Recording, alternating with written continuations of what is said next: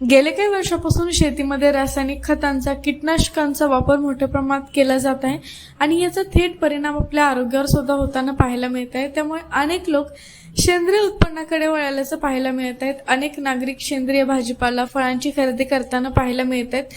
पण नक्की सेंद्रिय भाजीपाला ओळखायचा कसा? तुम्ही जो सेंद्रिय भाजीपाला म्हणून विकत घेताय तो नक्की सेंद्रिय आहे का? त्याच्या नक्की बाबी काय असतात ओळखायच्या, हेच जाणून घेणार आहोत आजच्या व्हिडिओच्या माध्यमातून। त्यामुळे आजचा व्हिडिओ शेवटपर्यंत नक्की पहा। मी डॉक्टर प्रशांत नाईकवाडी, सदस्य सेंद्रिय शेती धोरण व विपणन व्यवस्था समिती महाराष्ट्र शासन, त्याचप्रमाणे अध्यक्ष residue free and organic mission India federation अर्थातच रोमिफ इंडिया। खरं तर आज एक महत्वाचा प्रश्न आपल्या सर्वांना नेहमी पडतो। आज जर आपण पाहिलं तर सगळीकडं रासायनयुक्त कीटकनाशकं, बुरशीनाशकं, तणनाशकं आज यांचा सर्रास वापर मार्केटमध्ये होताना दिसतोय। त्यामध्ये शेतीचे जे उत्पादनं आहेत याच्यामध्ये फळे असतील, भाजीपाला असतील, कडधान्य असतील, तृणधान्य असतील, याच्यामध्ये देखील आता याचा वापर अतिशय मोठ्या प्रमाणे होत आहे। खरं तर आपण एक विचार केला की आपण सर्वसामान्य ग्राहक म्हणून ज्यावेळेस बाजारात जातो तर आपण कसं ओळखायचा की हा सेंद्रिय भाजीपाला आहे किंवा नाही? तर तसं पाहिलं तर डोळ्याने आपल्याला लगेच ओळखता येणं शक्य आहे, परंतु त्यातल्या त्यात जो सेंद्रिय भाजीपाला असतो हा तुलनेने रासायनिक मालापेक्षा कमी आकर्षक असतो। त्याचप्रमाणे याच्यामध्ये एक प्रकारचा ॲरोमा असतो, त्याच्यामध्ये सेकंडरी मेटाबॉलाइट्स असल्यामुळे त्याची चव, त्याचा रंग याच्यावरनं आपण एक ढोबळ मनाने अंदाज करू शकतो। परंतु आपल्याला खऱ्या अर्थाने सेंद्रिय भाजीपाला किंवा फळं हे सेंद्रिय आहेत हे जर ओळखायचं असेल तर याला एक अतिशय महत्वाचं माध्यम आहे, ते म्हणजे सेंद्रिय शेतीचं प्रमाणीकरण। आता सेंद्रिय शेतीचं प्रमाणीकरण म्हणजे काय? तर सेंद्रिय शेतीचं प्रमाणीकरण ही अशी एक प्रक्रिया आहे, यामध्ये काही प्रमाणीकरण संस्था ह्या सेंद्रिय शेतकऱ्याच्या शेतावर जातात, त्याचा खत वापर धोरण काय आहे, त्याचा कीड रोग आणि तण नियंत्रण कार्यक्रम काय आहे, त्याचप्रमाणे हा शेतकरी बाजूच्या शेतामधून काही प्रदूषण त्या शेताला होतंय का हे त्याच्यामध्ये चेक केलं जातं। त्याचप्रमाणे हा शेतकरी कुठल्या प्रकारचे बियाणं त्याच्या शेतामध्ये वापरतो आहे, हे सगळ्या गोष्टी याच्यामध्ये गृहीत धरून साधारणतः त्या शेतकऱ्याला सेंद्रिय शेतीचं प्रमाणीकरण मिळतं। आता ह्या सेंद्रिय शेतीच्या प्रमाणीकरणाच्या बाबतीत जर आपण बोललो तर दोन प्रकारचं सेंद्रिय शेतीचं प्रमाणीकरण आज आपल्याकडे उपलब्ध आहे।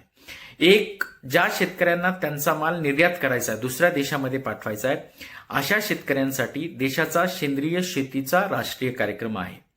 जर शेतकऱ्यांना डोमेस्टिक देशांतर्गत बाजारपेठेमध्ये त्याचा माल विकायचा असेल तर अशा शेतकऱ्यांसाठी पार्टिसिपेटरी गॅरंटी सिस्टीम म्हणजे सहभागिता हमी प्रमाणीकरण योजना हा सेंद्रिय शेतीचा कार्यक्रम उपलब्ध आहे। या दोन्ही कार्यक्रमामध्ये शेतकऱ्यांना प्रमाणपत्र मिळतं, ज्याच्यामध्ये शेतकऱ्याचं किती क्षेत्र आहे, त्या शेतकऱ्यांनी त्याच्यामध्ये कुठले पिकं घेतलेले आहेत, त्या साधारणतः त्या शेताचा जो जिओग्राफिकल पोझिशनिंग सिस्टीम आहे म्हणजे भौगोलिक निर्देशांक सुद्धा याच्यामध्ये नमूद केलेला असतो। आज जर आपण पाहिलं तर ट्रेसेबिलिटी म्हणजे माग घेण्याची पद्धत, साधारणतः शेतकरी बियाणं लावल्यापासून तो त्याचा माल मार्केटमध्ये विकला जाईपर्यंत जी माग घेण्याची पद्धत आहे ती ह्या दोन्ही कार्यक्रमांमध्ये आज आहे। म्हणून आपल्याला जर सेंद्रिय शेतीचा माल घ्यायचा असेल तर तो प्रमाणित आहे किंवा नाही हे बघणं अतिशय गरजेचं आहे। आपण व्हिज्युअली किंवा आपण वासाने, रंगाने एकदम शुअरली सांगू शकणार नाही, परंतु जर त्या शेतकऱ्याकडे त्याच्या मालाचं प्रमाणीकरण असेल तर हा 100% सेंद्रिय शेतीचा प्रमाणित माल आहे असं आपण समजू शकतो। प्रमाणीकरण प्रक्रियेमध्ये दोन्हीही म्हणजे एनपीओपी असेल किंवा पीजीएस असेल, या दोन्हीही प्रमाणीकरण प्रक्रियेमध्ये शेतकऱ्याचं जर त्याचं खत वापर धोरणामध्ये काही चुकीच्या गोष्टी असतील तर त्याचं अनालिसिस केलं जातं। म्हणजे प्रयोगशाळेमध्ये त्याचा जी माती आहे, पाणी आहे किंवा जो शेतमाल आहे त्याचं तपासणी होते। याच्यामध्ये 3 प्रकारच्या तपासण्या होतात। जर शेतकऱ्याचा खत वापर धोरण हा त्याच्यामध्ये शहरी काडी कचऱ्यापासून बनवलेले खत असेल किंवा मळीयुक्त खत असेल तर याच्यामध्ये हेवी मेटल येऊ शकतात, जसं आर्सेनिक असेल, कॅडमियम असेल, निकेल असेल, कॉपर असेल। तर अशा वेळेस किंवा मर्क्युरी असेल तर अशा वेळेस त्याचं हेवी मेटल अनालिसिस होतं, म्हणजे जड धातूचं अनालिसिस केलं जातं.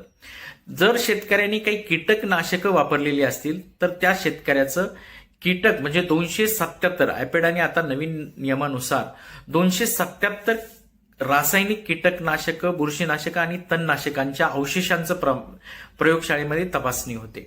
आणि तिसरं, जर शेतकरी त्याच्या शेतामध्ये मासळी खत वापरत असेल किंवा तो त्याच्या शेतामध्ये ब्लड मिल म्हणजे कत्तलखान्यातलं जे रक्त आहे त्या रक्तापासून बनवलेलं खत किंवा कत्तलखान्यातल्या जे प्राण्यांचे सापळे आहेत हाडांचे त्याच्यापासून बनवलेलं खत जर तो वापरत असेल तर याच्यामध्ये पॅथोजन येण्याची शक्यता असते.